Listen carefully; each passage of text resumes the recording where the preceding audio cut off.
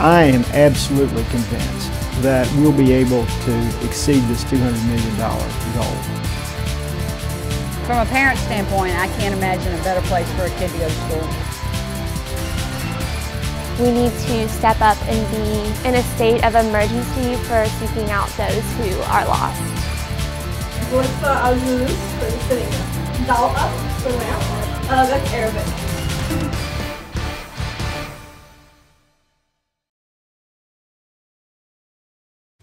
Hello everybody, I'm Brad Radisi, a 1999 Samford University graduate and your host for the Samford Chronicle, a periodic look at what's happening here at Samford University. And it's hard to believe that the fall semester is about halfway over, but as usual, there's major things going on here on campus. In the past few weeks, the university announced its most aggressive fundraising campaign in history. The goal is to raise $200 million over the next 5 years for scholarships, academic programs, facilities, and other projects. As we get to today, and as I look at the prospects that are out there, people who love Samford, this extraordinary reservoir of goodwill that the institution has, I am absolutely convinced that we'll be able to exceed this $200 million goal that has been set. A campaign for Samford will provide much-needed resources that will ensure the university's financial foundation for years to come. Former Alabama Governor Albert Brewer is serving as general chairman for the campaign. The campaign will also fund future growth outlined in the university's strategic plan. And the campaign is happening right on time because Samford is already growing. And as you walk across campus, it's apparent that there are more students at Samford this fall than ever before. There are 4,658 undergraduate and graduate students enrolled, and that exceeds the previous record set in my freshman year, 1995. We really found that faculty and their involvement in helping students and parents understand what Samford's about, but what their academic programs are about, really helped us accomplish this. A lot of institutions are hurting. We're all hurting to a certain degree economically, but this year is a pretty amazing year. We're here at the Center for Healing Arts, and while some programs are bigger, nursing leads the way with record numbers of undergraduate and graduate enrollments. Another sign of growth greeted these nursing students when they arrived on campus this fall. A new simulation lab is providing the much-needed real-time clinical experience for the nursing school. In the past, when we've had to work with in some type of lab experience, you know, that you just kind of pretend, and you pretend that it has a seizure, and you pretend that it does this and it does that, and today it actually happened. It is definitely not the same as the actual hospital, but by all means, I mean, the baby had a seizure, it shook like it had a seizure, it turned blue like it had a seizure, and so it was really interesting. It makes it a lot more real and makes you really be able to practice. We believe that simulation will lead our students to have safer clinical practice.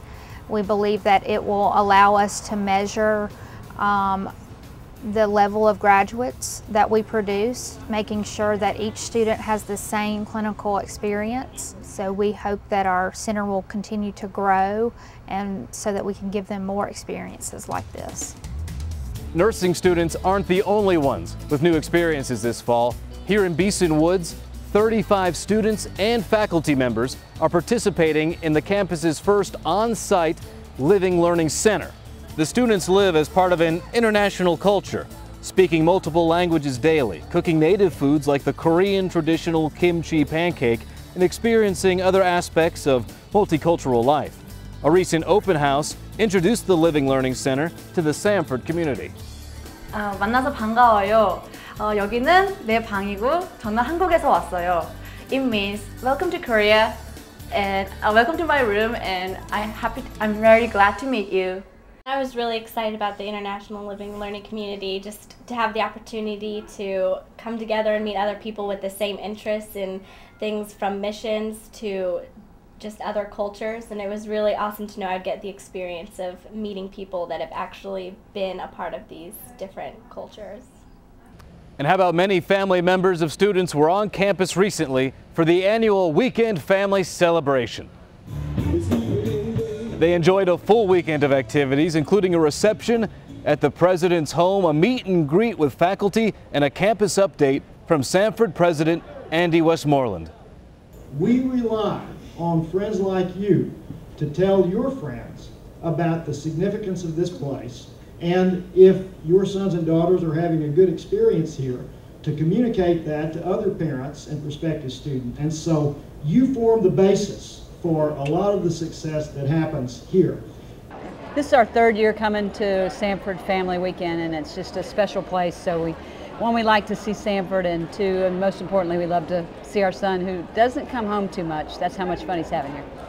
From a parent standpoint, I can't imagine a better place for a kid to go to school. You get the whole picture between the Christian atmosphere, the rigor of academics, and just exposure to, great kids and great academics. Athletics and arts events were also part of the weekend, which culminated with the annual Samford Hymn Sing on Sunday afternoon.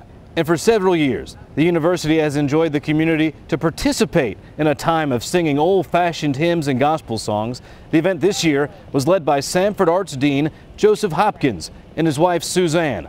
Concert pianist Barbara Bamberg of Houston was back by popular demand to play again this year.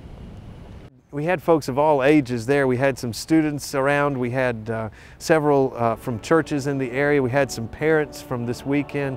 And it's important, no matter what generation you are, that we have the opportunity to share some of these songs. You know, the Hymn Sing is just one example of how the university can celebrate its Christian heritage. Another such opportunity was the first ever Go Global Missions Fair, when representatives from mission organizations were here on campus from around the world. And the goal was to help the Samford community catch a worldwide mission vision through exhibits, small group discussions, and other events. Even though sometimes it's hard to hear, it's very challenging, and I think what I'll take away from this time is if you have the Lord has called you to be passionate about His people and about His world, and we need to step up and be in a state of emergency for seeking out those who are lost. The Missions Fair is one of many extracurricular learning opportunities that Samford students can experience outside the classroom setting. Throughout the year, the university hosts major speakers and special events that enhances the students' learning. Now in September, Samford's Cumberland School of Law, where we're standing right now, hosted the annual presentation of the Gruber Foundation Prize for Justice, an event that garnered international recognition for the university. Attorney Brian Stevenson of Montgomery, Alabama, and the European Roma Rights Center of Budapest, Hungary shared the prize. They were recognized for their tireless advocacy of human rights for individuals belonging to oppressed groups. Well, there's a lot more going on the Samford campus, but this is all the time we have for right now. Don't forget to check out Samford on a daily basis, all the happenings at samford.edu. I'm Brad Radici. We'll see you next time.